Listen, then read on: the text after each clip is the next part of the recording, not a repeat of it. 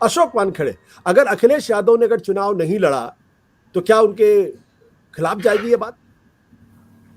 नहीं, मुझे नहीं लगता, क्योंकि भारतीय जनता पार्टी का 2014 से लेकर लगातार स्ट्रेटेजी यदि हम देखेंगे, खासकर नरेंद्र मोदी जब वो गुजरात में थे तब से अब तक, वो हमेशा विरोधियों को अपने पाले में और अपने इश्यूज पे चुनाव लड़वाते हैं। वो विरोधियों के इश्यूज पे नहीं जाते। और अक्सर ऐसा होता है, जहां जहां विरोधियों ने उनको अपने पाले में ले लिया वहां उन्होंने मार खाई। बंगाल में वैसा ही हुआ। वो बार बार अपने पाले में खींचने का प्रयास कर रहा था, ममता ने अपने पाले में खींच के उनको धराशायी कर दिया। यहाँ पर योगी आदित्यनाथ कहाँ से चुनाव लड़ना चाहते थे, सबको पता है। वो अयोध्या से चुनाव लड़ना चाहते थे। क्यों अयोध्या से चुनाव लड़ना चाहते थे? बीजेपी की अंदरूनी राजनीति है कि उनको गोरखपुर भेजा गया। अब वो गोरखपुर भेजा गया, वो धूमल एक्सपेरिमेंट है हिमाचल वाला, या फिर यूपी में वाकई उनको चुनाव जितवा के लाना चाहते हैं, उसमें कई एंगल्स है। लेकिन मुझे लगता है अखिलेश, क्योंकि अखिलेश के पार्टी में अखिलेश अकेले स्टार प्रचारक है।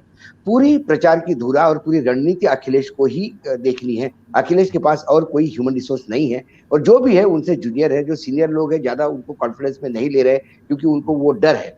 ऐसे में जो लोग बाहर से बीजेपी से आए हैं, जो लोग उनसे जुड़े हैं, उनसे भी वो पूर्ण रूप से डिपेंडेंट नहीं है, क्योंकि वो जानते हैं कि यदि उनको सत्ता में बना रहना है, सामने बीजेपी है, तो उनको किसी भी हालत में समाजवादी पार्टी के अपने उम्मीदवार 225-230 होने चाहिए। यदि वो संगठक, जो बाकी संगठन में लोग हैं, उनके यदि भरोसे रहे तो कभी भी हादसा हो सकता है। बीजेपी तीसरे नंबर पे होने के बाद भी सरकार बना सकती है, ये इतिहास होता है। लेकिन मुझे लगता है कि कहीं ना कहीं प्रेशर में आए हैं। उसमें एक रणनीति ये भी हो सकती है, क्योंकि पश्चिमी उत्तर प्रदेश में उनको लगता है कि किसान आंदोलन और सब अच्छा खासा गठबंधन है, तो वो उनके साथ है। उनको जो सबसे बड़ा जो एक पूर्वांचल का एक मामला है, पूर्वांचल की खासियत ये है, जिसने पूर्वांचल में अच्छी खासी सीटें ली, वो बाय एंड लार्ज लखनऊ पे राज करता है। 2007 में बीएसपी के पास 85 सीटें थी। 2012 में अखिलेश के पास 102 सीटें थी। पिछली बार बीजेपी के पास करीब करीब 115 सीटें थी।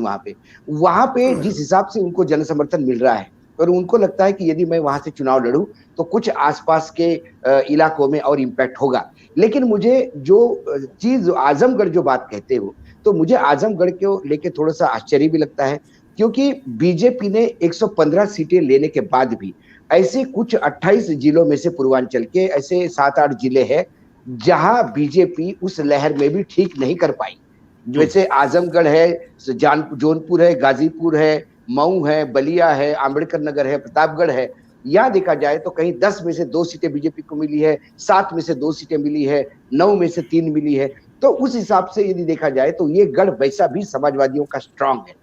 ऐसे में वो वहां से क्यों लड़ना चाहते हैं? और फिर उन्होंने वही आम आदमी पार्टी वाली बात कही कि मैं लोगों को पूछ के पूछूंगा कि वो मुझे लड़ना चाहते कि नहीं। यदि उन्होंने पूरे उत्तर प्रदेश में यदि कॉल दिया कि मैं उत्तर प्रदेश से चुनाव लड़ना चाहता हूँ, कौन सी कॉन्स्टिट्यूंसी मुझे करवाएगी, तो मुझे लगता है 402 कॉन्स्टिट्यूंसी में से एक हर कॉन्स्टिट्यूंसी से डेलीगेशन भागता हुआ आएगा कि अखिलेश जी आप हमारे यहाँ से चुनाव लड़िए। सवाल वो नहीं है। लेकिन मुझे कहीं ना कहीं लगता है कि ये बीजेपी के प्रेशर टैक्टिक्स में आ गए। जो बीजेपी कहती है कि, लेकिन योगी आदित्यनाथ तो कहाँ से लाए बीजेपी? वो तो सांसद थे। उसके पहले जब उत्तराखंड में उन्होंने मुख्यमंत्री बदला, तब एक सांसद ऊपर से भेजा। कई बार बीजेपी ने भी ऐसा किया है कि बीजेपी के भी जो मुख्यमंत्री के उम्मीदवार है, वो बाद में चुनाव लड़के, जरूरी नहीं कि आपको इस पे से जाए। मुझे लगता है ममता बनर्जी भी उसी प्रेशर में आई। ममता बनर्जी यदि वो मात्र बीजेपी के ललकारने से यदि नंदीग्राम नहीं जाती और अपने पुरानी कॉन्स्टिट्यूंसी से लड़ती, तो ये इतना नाटक नहीं होता कि फिर उनकी बाई इलेक्शन की डेट आगे आगे खिसक रही थी और सरकार ऑक्सीजन पे थी। ये तमाम चीजें कहीं ना कहीं लगता है मुझे वो प्रेशर में आ गए हैं। और यदि वो अपने आप को फ्री रख के पूरी तरह से कैंपेन में झोंक देंगे, क्योंकि आज भी मैं मानता हूं, भले ही उनके पास जन समर्थन हो, रैलीज में लोग आते हो, बाकी जगह लाए जाते हैं, इसके बावजूद भी भारतीय जनता पार्टी ने वॉकओवर दिया ऐसा मैं मानता नहीं। वहां अभी भी बहुत कांटे की टक्कर है और अभी समय है वोटिंग तक। ठीक है, अभी समय है वोटिंग तक। सत्य हिंदी का ऐप डाउनलोड करें गूगल प्ले स्टोर पर।